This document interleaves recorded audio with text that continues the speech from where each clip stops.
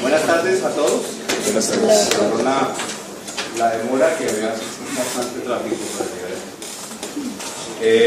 Esta hora es difícil porque es la hora del posalmuerzo, entonces ahora empieza uno a cabecear y ahorita los turistas más difíciles. Entonces voy a hacer una charla muy rápida para que no se duerman. No sé qué otra charla tengan a las 3 de la tarde hoy. Vamos a tratar de que sea cortito, 30 o 35 minutos máximo.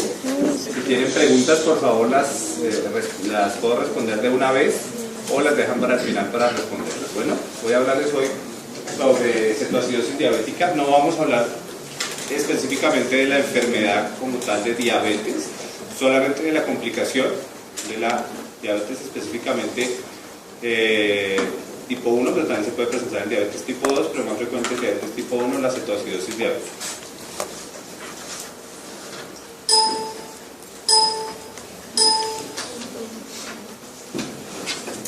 ¿Qué dice la definición de cetoacidosis diabética? Es un estado de descompensación metabólica grave.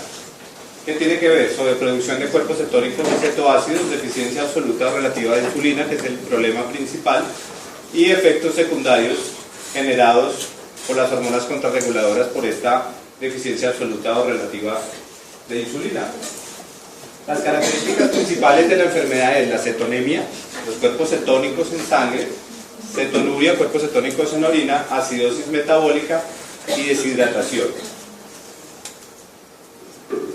Los criterios diagnósticos que se tienen en este momento en la literatura, a pesar de que puse aquí una literatura del año 2009, pero en Pediatric Diabetes, que lo pueden encontrar en la actualización que se hace cada año, pero la clasificación no ha cambiado en cuanto a los criterios. Los criterios diagnósticos son la hiperglicemia mayor de 200, cuerpos cetónicos en suero y más de 3 cruces en orina, acidosis metabólica. Ahora estoy pensando y no me presenté, para los que no me conocen, yo soy el doctor Andrés Jauregui, soy pediatra hace 7 años y soy en este momento el coordinador de urgencias pediátricas de la Clínica Universidad de La Sabana, para los que no rotan en la universidad y todavía en la clínica y no me conocen. Mucho gusto para los que no me conocen y perdón por no haberme presentado. Seguimos. En cuanto a la epidemiología, del 35 al 40% de los pacientes que tienen diabetes tipo 1 presentan un cuadro de cetoacidosis diabética. Entre menos desarrollo tenga el país donde se presenta la enfermedad, más posibilidades de que el paciente debute con una cetoacidosis diabética como primera manifestación de la enfermedad de base. En Colombia el debut de cetoacidosis es casi del 80%. En países industrializados, Estados Unidos y algunos países europeos, no llega a ser más del 10 al 20%, porque obviamente a medida que hay una mejor atención de salud primaria y hay más posibilidades de detectar la enfermedad de manera temprana, pues no van a llegar el paciente a tener que ver en el servicio de urgencias, como si termina siendo aquí en Colombia lo que ocurre. En menores de 5 años la incidencia anual es de 1 a 10% por paciente por año en menores de 5 años, que realmente no tiene una mortalidad alta, pero estos son estudios en países industrializados. Esto también fue sacado de Pediatric Diabetes, donde la incidencia es de 0,15 a 0,30, pero pues en Colombia obviamente la mortalidad también es mucho mayor. La mortalidad en Colombia de cetoacidosis alcanza a ser casi el 10%. Es decir, la diferencia que existe solamente por la forma en que se hace el diagnóstico y la forma en cómo se maneja. No tanto como nosotros manejamos a los pacientes, sino lo tardío que asisten a un servicio y lo complicados que pueden llegar a estar en algún momento es lo que aumenta el riesgo de mortalidad de estos pacientes. La morbilidad se relaciona con la gravedad de las alteraciones ácido-base y electrolíticas, que es lo que ocurre cuando llega un paciente a un servicio de urgencias, y los jóvenes tienen 3 veces más riesgo de morir en la infancia que la población en general con diabetes tipo 1. El problema grave, y es generado directamente por el manejo que hagamos de estos pacientes, es que la mortalidad mayor de este porcentaje se presenta entre un 20 o 24% por edema cerebral. Y el edema cerebral no es por la patología de base, es por la forma en que se maneja el paciente, y de eso lo vamos a hablar ahorita.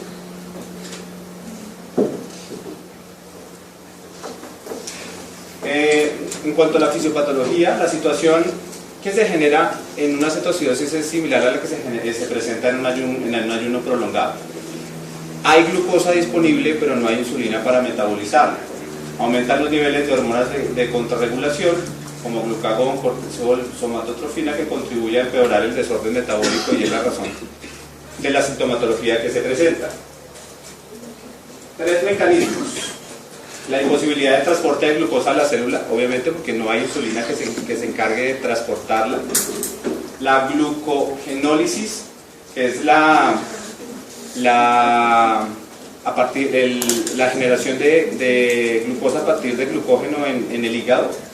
Y la utilización de proteínas o gluconeogénesis de proteínas y de grasas para generar energía, ya viendo que hay glucosa disponible, pero no hay posibilidad de que la célula la pueda utilizar.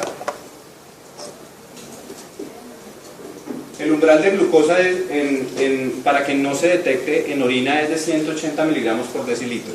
Es decir, que si ustedes encuentran glucosuria en cualquier parcial de orina de pacientes al azar, si encuentran glucosuria, piensen que este paciente en algún momento puede tener una glucosa central mayor de 180. Entonces, glucosuria no es normal a ninguna edad. Por lo tanto, si encuentran glucosuria, por favor amplíen un poquito los estudios porque puede haber un diagnóstico de diabetes y no sabemos hasta ese momento si es real o no. Pérdida de aguas y sales, por lo cual el paciente tiende a deshidratarse experimentando sed, que es la razón por la cual se genera polidipsia.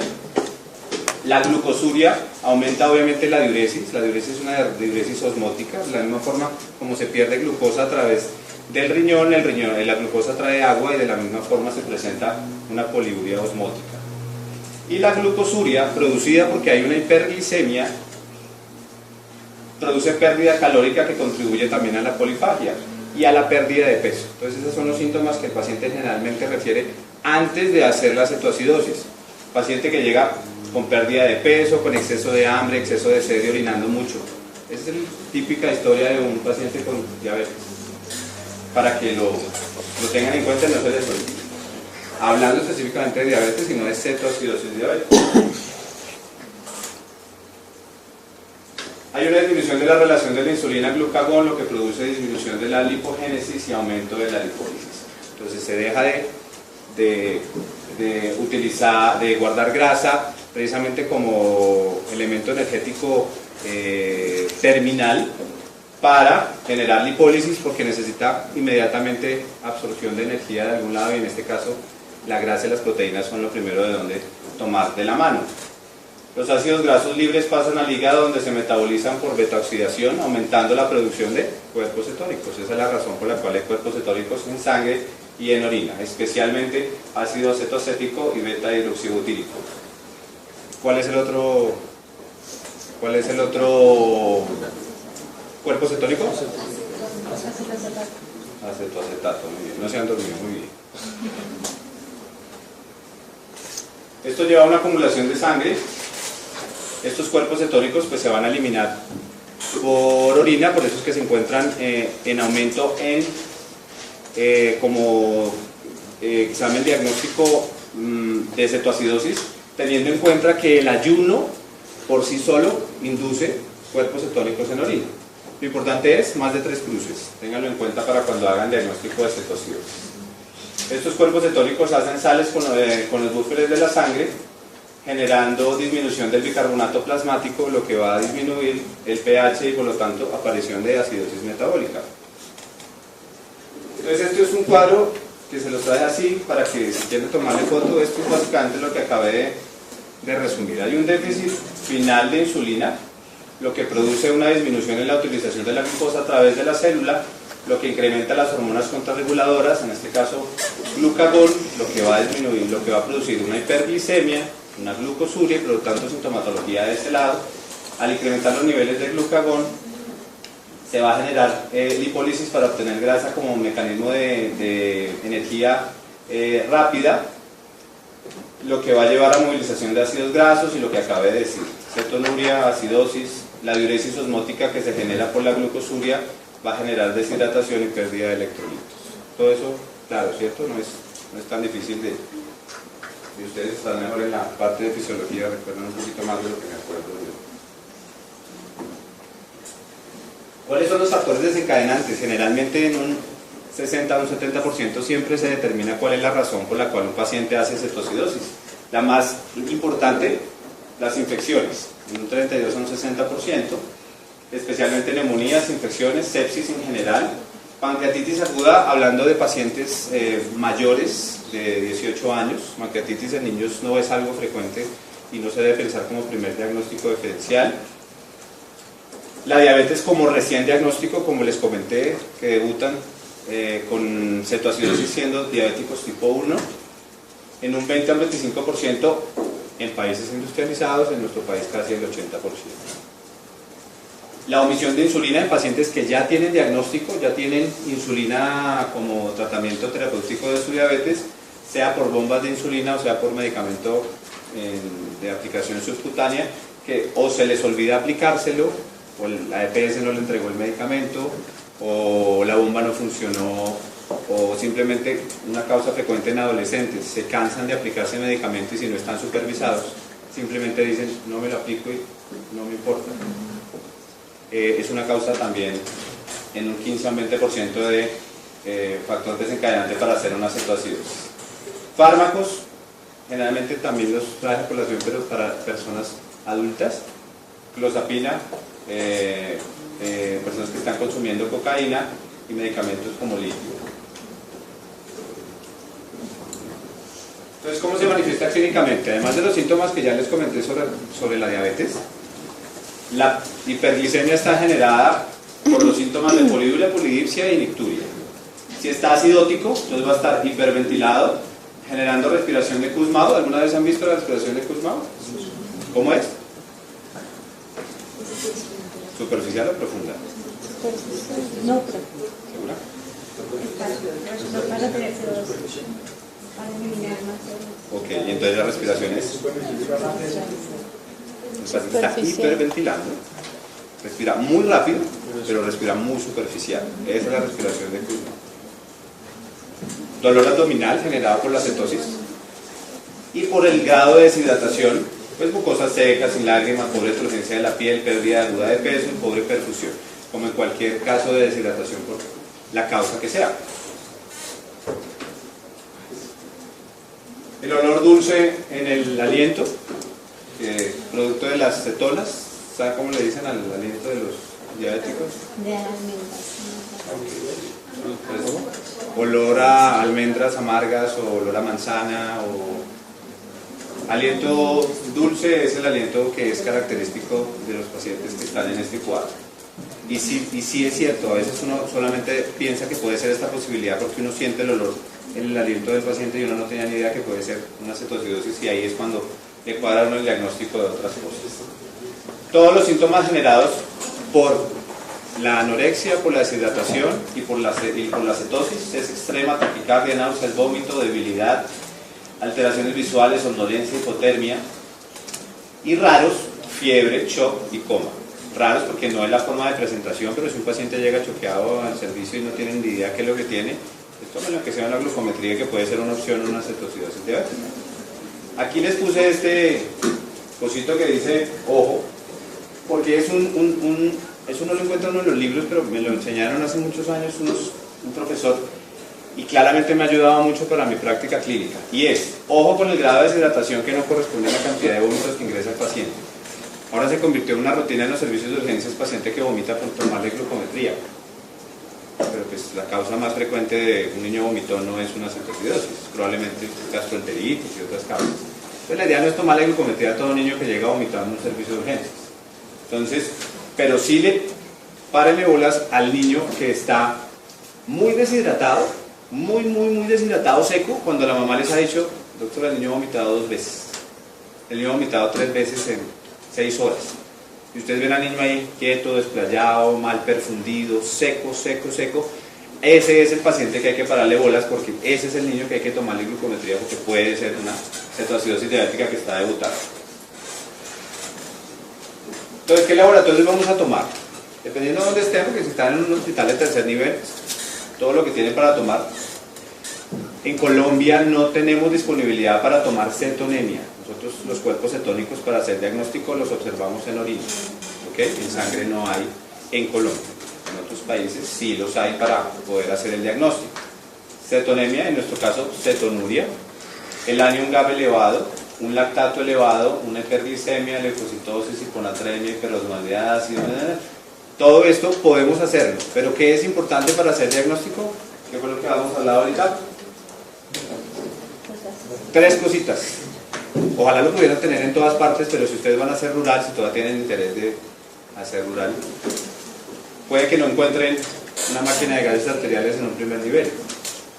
Pero si ustedes tienen un parcial de orina y una glucometría, que sí las van a tener en cualquier primer nivel, ya pueden hacer posibilidad de diagnóstico. Les faltaría confirmarla con gases para saber la severidad de la enfermedad, pero tenemos otros criterios diagnósticos para hacer severidad y son criterios clínicos. Pero entonces, para determinar la severidad, tenemos parcial de orina, gases, glucometría, y siempre que encuentren glucometría, los glucómetros solamente miden hasta 500 miligramos por decilitro. Cuando aparece más, aparece H. Entonces, cuando aparezca high, piensen que hay que tomarle una glicemia central para confirmar cuánto realmente tiene de glicemia en el momento de ingresar. Entonces, estos son los signos de severidad. Los que están en amarillo, que son estos, son los que utilizamos básicamente para el diagnóstico rápido y certero de la severidad del paciente, pero para eso necesitamos gases. Entonces, un bicarbonato menor de 15, leve, menor de 10, moderado, y menor de 5, grave.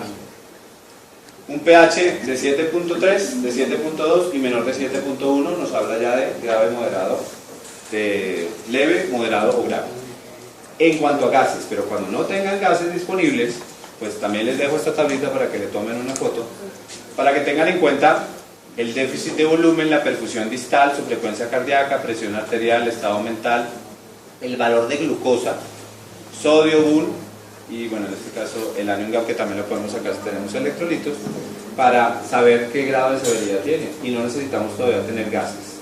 De todas maneras sigue siendo diagnóstico en las guías de todo el mundo, que el diagnóstico debe hacerse con gases, pero si no los tiene, pues es una buena opción tener la parte clínica.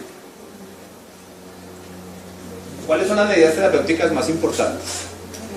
Mejorar el volumen circulatorio y la perfusión, es decir, rehidratar al paciente, disminuir los niveles séricos de glucosa y la osmolaridad, mantenerla en un estado normal, disminuir niveles séricos y urinarios de cetonas a velocidad constante, y digo velocidad constante porque es una de las principales causas por las cuales se genera la complicación más importante que es edema cerebral.